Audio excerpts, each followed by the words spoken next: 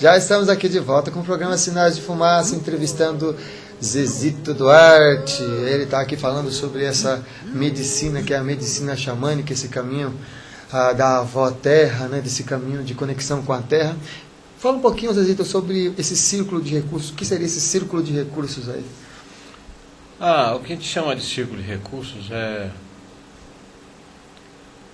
é baseado num ensinamento ancestral que foi deixado para a gente como uma dádiva, né, que é um ensinamento que eu estou até fazendo esse final de semana, que chama 7 flechas.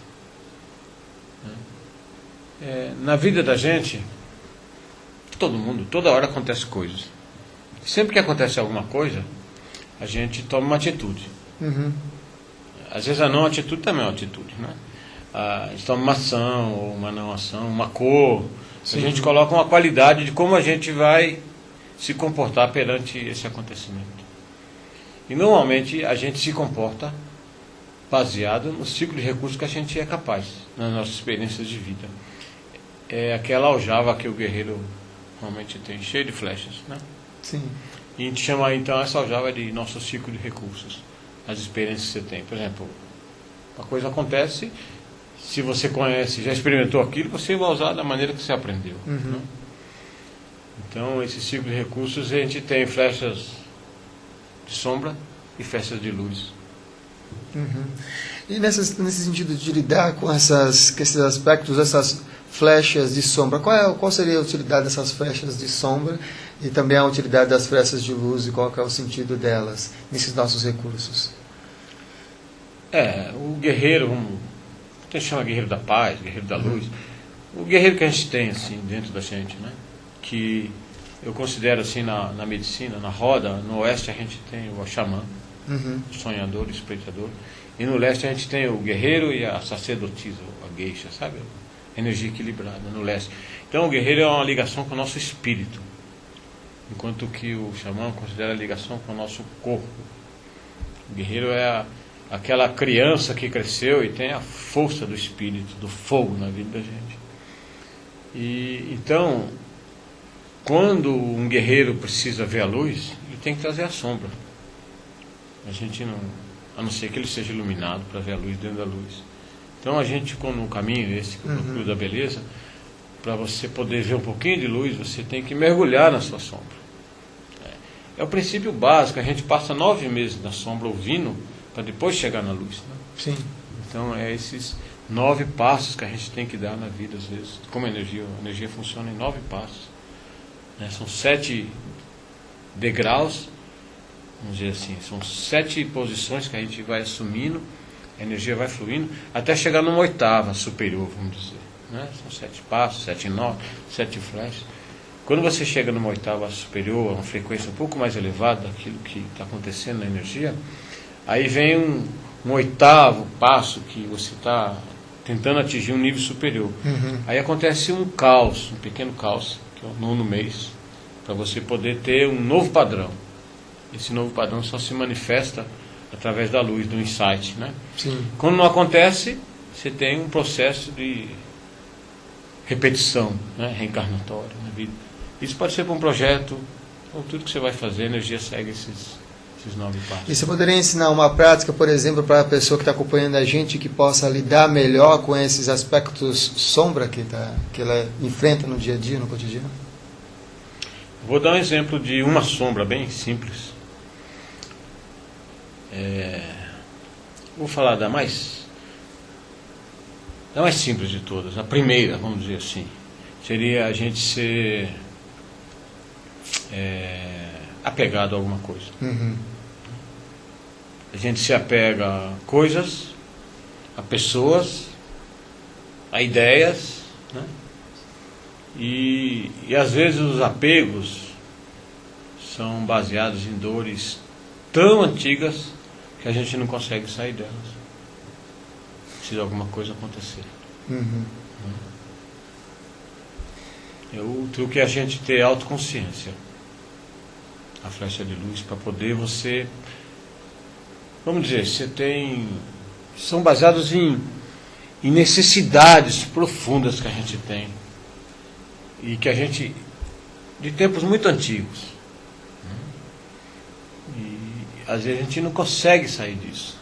Por isso que existe hoje a profissão de psicólogo, terapeuta, xamã, para ajudar as pessoas a saírem. Aí ela tem a autoconsciência que ela estava apegada àquela situação. Vou dar um exemplo aqui bem drástico, assim, uma pessoa que perde um filho, por exemplo, morreu o seu filho, né? Chama perdeu, mas ele fez uma passagem. A gente só percebeu realmente quando o amor, quando a gente percebeu que estava apegado, né? Uhum. Esse apego, a gente não consegue sair dele, só na hora que acontece alguma coisa. Fala também um pouquinho sobre Shuatakama. Shuatakama. Existem algumas chaves, eu acabei de dar a primeira chave. Certo. Que a dependência vem de um apego, né? Agora, os apegos a gente não sai. Né? Shuata. Shuataka é que a gente depende daquilo às vezes. Né? Os desejos que a gente tem, já Shuatakama. Desejo a gente tem para ter prazer. Certo. Apego a gente tem para ter dor. E dependência a gente tem para ter uma certa relação com a dor. Essa é a chave. Shuataka, Shuatakama. Muito bom. E quais os princípios? Então a gente falou sobre o guerreiro que carrega essa aljava, que carrega suas flechas cheias de recursos, né? Para você, qual que seriam os princípios que é interessante esse guerreiro? Porque assim, eu entendo que nessa sua fala das flechas de sombra, que a gente tem que ter essa dica, esses pilares de ter uma de luz, né? Quais os princípios para uma pessoa, por exemplo, que agora está começando a estudar esses assuntos, essas vivências, experiências xamânicas, ou quais os princípios de um guerreiro de luz da atualidade? É a gente ser impecável. Ou seja, nunca levar a vida tão a sério. Uhum. Quando você considera a sua vida séria, aí não tem guerreiro nenhum. Uma coisa interessante, porque normalmente quando se fala de sermos impecáveis, normalmente vem aquele conceito da perfeição, que é exatamente voltado para uma coisa da seriedade. Não, aquela coisa tem que ser direitinha, da forma como eu planejei, da forma como eu pensei, da forma como eu meditei. Como isso é que você vê o isso? contrário de impecável. Dom Juan falava muito para Castaneda, impecabilidade. Eu demorei muito tempo para sacar que ser impecável é não levar a vida a sério. Demorou um bocado de tempo. Mas tem uma coisa interessante que você estava falando aí sobre essa coisa de começar, certo? Não tem começo. Entendeu? Cada um tem seu momento. Né? E vamos chamar assim o Shula, que a gente chama de alma, que é comum a todos nós. Todos nós estamos na mesma evolução, todo mundo na Terra aqui. O cara pode ter 1000 workshops, o outro tem não sei quanto. O momento é esse de todos. Né? Então isso é uma coisa que faz a gente não levar a vida tão a sério. Né? O humor. Mas não é esse humor de dar risada, não, que a gente está fazendo. Ele é mais sutil, é lá na pontinha do fígado mesmo, sabe como é que é? Onde a nossa alma, vamos chamar assim, que a igreja disse que estava tão longe, né? Ela está ancorada aqui no nosso fígado. É aí que ela mora. Aí, olha, você falando, eu lembro de uma história bem curtinha que fala de que o grande mistério criou toda a criação lá, gerou o grande espírito, gerou todas as formas de vida no planeta, nas estrelas, tudo mais, deixou tudo impecável na sua organização, tudo alinhadinho, as estrelas, tudo bonitinho, aí daqui a pouco criou lá o tal do coiote.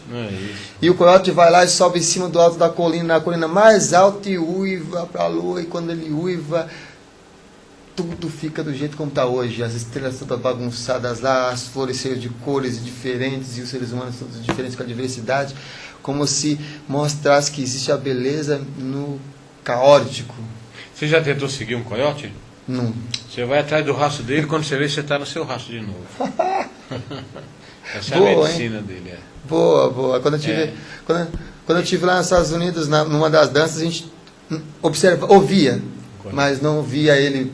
Sabia que ele estava próximo, mas ele... A palavra dele do coiote é trapaceiro, né? Em inglês é trickster. O coiote, essa medicina do coiote, ela desperta dentro de cada um uma criança que mora dentro da gente, sabe? Todos nós fomos crianças. E esse adulto que a gente é agora, a criança da gente quer brincar e fala, aqui estou ocupado, né? E aí o coiote, ele desperta essa criança e ela se transforma numa criança mágica. E aí que acontecem as grandes curas. Porque você se torna seu próprio curador. E não precisa procurar mais ninguém para te curar. E a gente agora vai para um rápido intervalo, voltamos já já com o programa Sinais de Fumaça, entrevistando aqui Zenito Duarte. Até já, fique com a gente.